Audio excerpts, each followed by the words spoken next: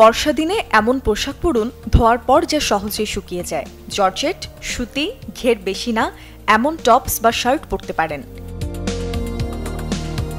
কাপড় তুলে নেওয়ার পর ওই ঘরে কিছুটা দুর্গন্ধ লাগে, সেরকম হলে ধূপ জ্বালিয়ে রেখে দিতে পারেন। কাপড় আলমারি বা ওয়ার্ড্রপে রাখার পর মাঝে মাঝে পাল্লা বা দরজা খোলা রাখতে পারলে ভালো। কাপড়ের ভাঁজে ভাঁজে দিন ন্যাপথেলিন বা নিমের গুঁড়া।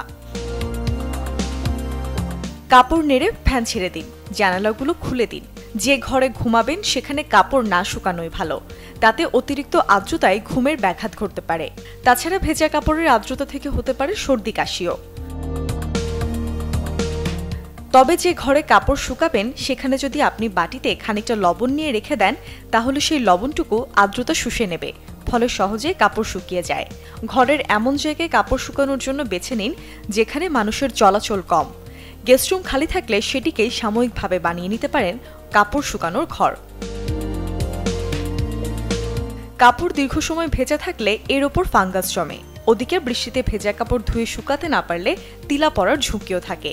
আবার ভেজা কাপড়ে জামা কাটার পোকারাও খুশি হয়, তাদের উপদ্রব বাড়ে। সব মিলে ভেজা কাপড় শুকানো খুবই জরুরি। সেজন্য কাপড় ধোয়ার পর কিছুক্ষণ হ্যাঙ্গারে ঝুলিয়ে রাখুন, তাতে প্রাথমিকভাবে অতিরিক্ত যে পানি তা ঝরে যাবে। Desk report, channel 24।